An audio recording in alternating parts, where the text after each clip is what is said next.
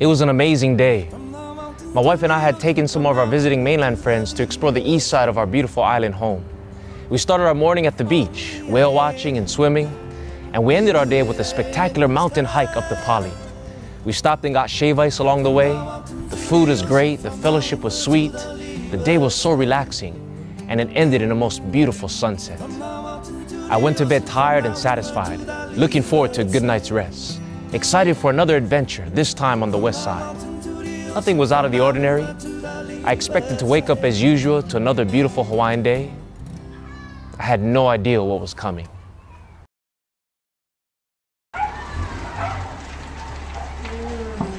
At 3 o'clock that morning, I was rudely awakened by a terrifying scream.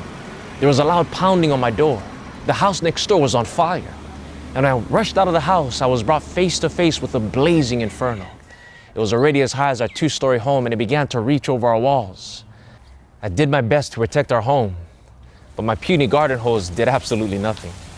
It was good enough to water my mango tree, but it was powerless over this angry conflagration.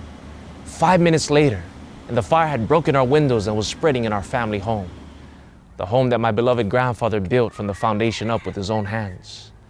Had we slept just 5 minutes longer, perhaps I wouldn't be here to tell the story.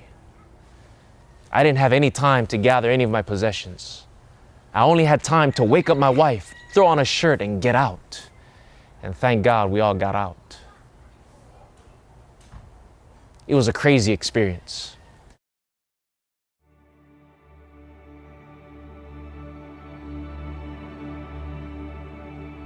One of the many lessons I learned from this ordeal is that we need to live our lives to the fullest and to live each day as though it's our last, and to be ready always to meet death in peace. I've also learned that time flies in a crisis hour. You see, just as I only had a few moments to escape the fiery destruction of our home, so too we in this world only have a little bit of time to prepare for the final destruction of planet Earth. The Bible says that the world is passing away and the lust of it, but he that does God's will abide forever. But unfortunately, many are indifferent to the crisis hour we're in. Many are sleeping in carnal security, thinking that they're going to wake up to business as usual. Many are indifferent to the signs of alarm going off all around us. Economic instability, political corruption, moral decay, international unrest, terrorism, and natural disasters increasing in intensity and frequency. All of these are signs that the end is very near. And in these final moments of this earth's history, Jesus is pounding at the door of our hearts. He's trying to wake us up from spiritual sleepiness, and he's pleading with us to get ready for evacuation. You see, friends, we don't have time to be storing up our treasures in a world that will soon be destroyed.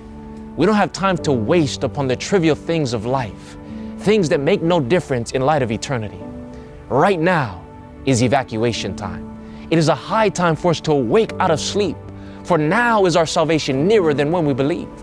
It is time for us to seek the Lord with all our hearts, time to pray like we've never prayed before, time to gather our loved ones at the altar of sacrifice, time to give our hearts to the only one that can save us when this whole world is on fire. You see, just as I only had time to wake up my wife, put on my shirt, and get out of the house, so too we only have time to gather our loved ones and put on the robe of Christ's righteousness and get ready to leave this world of sin. And so today I encourage you to use the last few precious moments in this world to do the most important things in life. Hug your children, kiss your wife, spend time with your family, get rid of all the non-essentials, and most importantly, let God cover you with the fireproof robe of his righteousness.